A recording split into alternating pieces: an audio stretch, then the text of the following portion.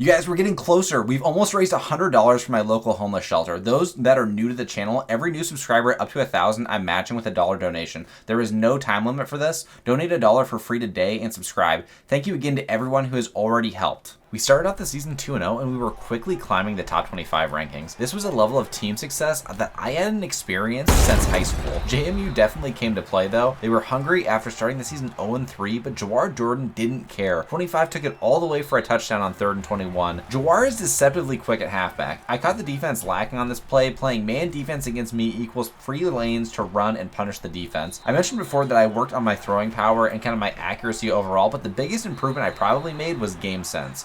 I knew what the defense was trying to do in most situations, so it ultimately came down to whether my teammates would make the plays for me and whether I could get the ball to my receivers. Even though we started out hot, JMU wasn't backing down. Midway through the second quarter, I scrambled outside of the pocket and put a few moves on defenders before I got hit and fumbled the ball. They scored a touchdown and we were down 9-6 before half. I threw a last-second Hail Mary to the end zone, which was picked off, but it didn't really matter, but it didn't really help the stat line either. Near the end of the third quarter, we were driving down the field and I found my backup wide receiver Downing, who took this wide receiver screen for a first down pickup before getting absolutely laid out by a DB. We got into the red zone with help from my wide receiver 1, D. Wiggins, before Jawar Jordan ended up finding the end zone for his second touchdown of the day. Near the beginning of the fourth quarter, we had the game in our hands. We had the ball with a 4-point lead, but JMU refused to quit. They forced us into another 4th down situation.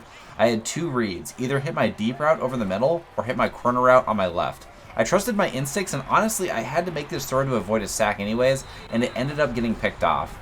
Luckily, they didn't do anything with the ball, and we had a chance to run out the clock with 2 minutes remaining in the game. I threw D. Wiggins open over the middle before throwing a terrible ball to Marshawn Ford. Ford beat his man and was wide open, but I didn't give him a chance to make a play. We ended up not even getting a field goal, while James Madison came down and scored a touchdown, giving them a 3-point lead.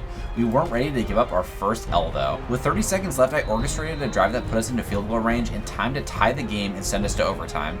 In OT, I was getting what I wanted, running the ball at will. Then a huge mistake happened. I probably could have run the ball in a tie game and sent us to the next round of OT on 4th down, but instead I tried to pass it to Chris Bell, who inexplicably was sprinting out of bounds, no toe tapping whatsoever. The dude caught the ball just out of bounds, and JMU came away with perhaps the biggest upset in their school's history. Needless to say, we lost our top 25 ranking after losing to an 0-3 James Madison team. We couldn't hang our heads for too long though. We had a matchup against an even better team in Cincinnati the following week. They were only 1-2, but they definitely had a lot of talent on the team. I started to hear some rumors around the team questioning my skill set, especially with my lackluster resume at Buffalo. Marshawn Ford stepped up and delivered a speech telling teammates that I was going to help this program reach new heights as long as we came together as an offensive unit. The game against Cincy started out rough. The defense was doing a great job breaking up passes and playing blanket coverage on D and Amari. They must have a great DB coach with players like Sauce Gardner and Kobe Bryant starting in the NFL. We found ourselves down 14-0 in the second quarter before scoring our first touchdown. I wanted to prove Ford right, and I hyped myself up before the game listening to some Key Glock and Gunu. I think it must have worked because I caught fire in the second quarter. I started making the throws that I dreamt of making in my year at Buffalo. I had touch on the ball, I had accuracy, and I had a complete awareness of what the defense wanted to do. The cherry on the top was that the D was so worried about the throws I was making that it started making the running game and my scrambles even easier. We went from being down 14-0 to being up 35-14 in the blink of an eye. I finished the game with 6 total touchdowns, 4 passing and 2 rushing. In our next game, we were going to be playing against another team with a losing record. Temple was 0-4, but we knew we needed to take care of business after our nearly season-ruining loss against JMU. I think that loss was a great lesson for us though, that we couldn't take any team lightly despite personnel and team record. We still need to show up and actually execute to get these wins. That's why we play the game. JMU out-executed us, and they forced 3 big turnovers, along with a couple 4th down stops. As long as our O-line blocks their assignment, our receivers run crisp routes, and I make the right read, we should be unstoppable. My mindset shifted after Buffalo from being worried about what I can win, where I can go, and what I need, to what my teammates need to succeed.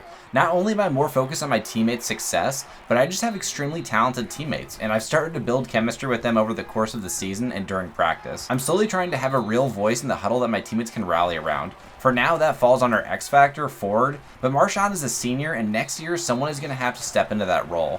As a junior, I'd love to lead our younger players and help the team in whatever way that I'm needed. It's kind of like passing in basketball in the sense that when you're selfless, the energy just shifts in the team. Nobody is looking to get their own and everybody is actually working together. I'm not totally selfless yet though. I still want my individual accolades. I want to prove UW and Buffalo wrong. I want to show the world that I can be elite still. Midway through the second quarter, I was doing just that. I was making accurate throws, solid reads, and managing the game. Yeah, you could say I'm doing well against these losing teams, but we played the hand that we're dealt. Temple just stands in the way of us being 4-1 in our first 5 games, a record that I still hadn't achieved since high school. I want that team success badly. Getting a bowl game isn't enough, getting in the top 25 isn't enough, winning the conference isn't enough. I want the college football playoffs for Louisville and my teammates, and I want the Heisman on top of that. Yeah, they're lofty goals, but I've still got 2 more seasons to take this program to new heights, like Ford said. Late in the fourth quarter, we were up 24-8, and coach just had us basically run the ball down their throats. Jawar was having another great game on the ground. He ended up finishing the game with 2 scores and 180 rushing yards. I told you we had talent on this team, which makes the JMU loss even more inexcusable. But we're past it now. We can't change the past, just have to move forward and do the best we can with the remaining schedule that we have. We can still have a shot at making the college football playoffs if other teams lose. Regardless, these seniors want a good bowl game. This team has the talent to win our conference without a doubt.